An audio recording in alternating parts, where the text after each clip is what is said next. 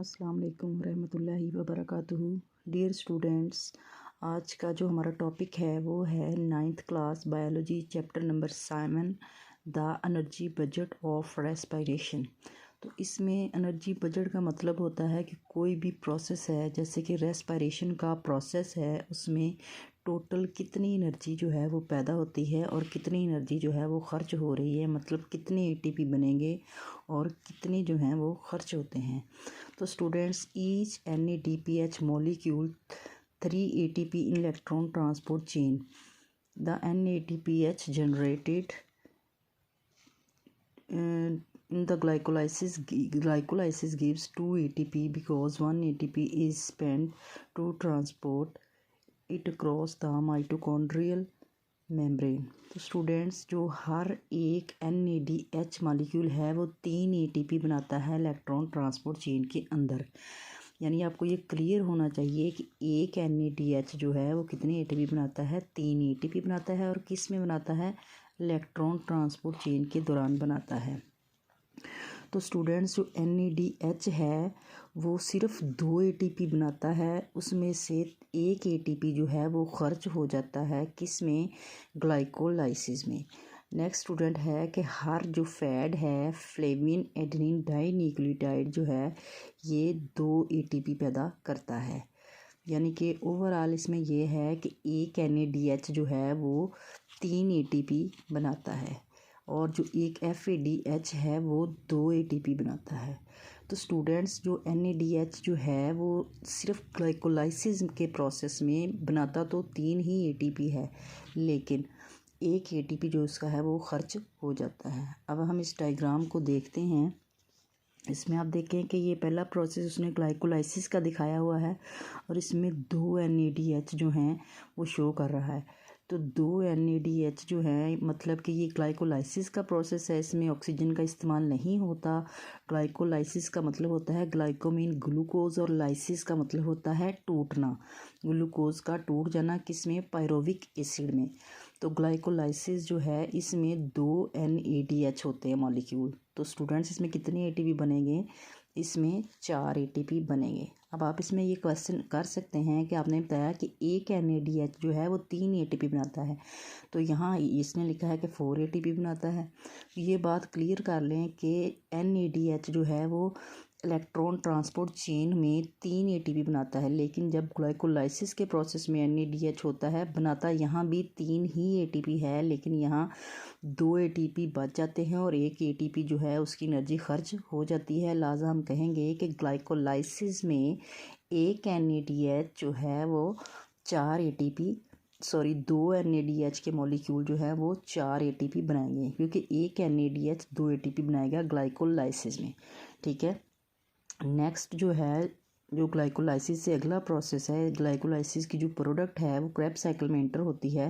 तो अब ये देखिए, यहाँ पे 2 NADH मॉलिक्यूल शो कर रहा है ना, तो यहाँ पे एक NADH कितने मॉलिक्यूल ATP के बनाता है? 3। तो 3 ज़रब 2 कितने ATP बने? फिर यहाँ पे 6 ATP बन जाएंगे। ठीक है। नेक्स्ट, यहाँ क्रेब्स साइकिल शो कर रहा है डायग्राम में, यहाँ टोटल कितने NADH दिखाए हैं? 6। तो एक NADH कितने ATP बनाएगा? 3। 6 ज़रब 3 तो कितने ATP हो गए? 18 ATP। और यहाँ पे फैट कितने बन रहे हैं? FADH कितने हैं क्रेब्स साइकिल में? 2। और हर फैट जो है वो 2 ATP बनाता है, तो यहाँ कितने फैट ATP बनाएगा क्रेब्स साइकिल में? 4। ये देखें। ठीक है। तो ओवरऑल जो टोटल नेट जो ATP यील्ड हुए हैं इस प्रोसेस में, रेस्पिरेशन के प्रोसेस में, वो कितने हैं? 36 ATP। यानी कि टोटल रेस्पिरेशन का जो एनर्जी बजट है इसमें 36 ATP के मॉलिक्यूल जो हैं वो बनते हैं। ATP जो है वो स्मॉल एनर्जी पैकेट्स हैं। ATP का मतलब होता है एडिनोसिन ट्राईफॉस्फेट। स्टूडेंट्स, नेक्स्ट जो हमारा टॉपिक है वो है difference between aerobic and anaerobic respiration. तो स्टूडेंट, एरोबिक रेस्पिरेशन वो होती है जो ऑक्सीजन की मौजूदगी में होती है, और एन का मतलब होता है बगैर, और एनएरोबिक रेस्पिरेशन वो होती है जो ऑक्सीजन की गैर मौजूदगी में होती है। अब हमने ये पेपर में लॉन्ग सवाल आता है कि एरोबिक और एनएरोबिक रेस्पिरेशन में डिफरेंस बताएं। सबसे पहले हमने ये बताना यही कि जो एरोबिक रेस्पिरेशन है वो इसमें प्रेजेंस ऑफ ऑक्सीजन में होती है, और एनारोबिक रेस्पिरेशन जो है वो एब्सेंस ऑफ ऑक्सीजन में इस्तेमाल होती है, यानी इसमें कोई ऑक्सीजन इस्तेमाल नहीं होती और इसमें ऑक्सीजन इस्तेमाल होती है। तो स्टूडेंट्स, एरोबिक रेस्पिरेशन जो है वो इस प्रोसेस में टोटल 36 एटीपी के मॉलिक्यूल जो हैं वो जनरेट होते हैं, जबकि एनारोबिक रेस्पिरेशन जो है इसमें जस्ट 2 एटीपी के मॉलिक्यूल जो हैं वो पैदा होते हैं। फाइनल प्रोडक्ट जो है वो एरोबिक रेस्पिरेशन की कार्बन डाइऑक्साइड और वाटर है, जबकि एनारोबिक रेस्पिरेशन की जो फाइनल प्रोडक्ट है वो लैक्टिक एसिड है या फिर इथानॉल, इथाइल अल्कोहल और कार्बन डाइऑक्साइड है।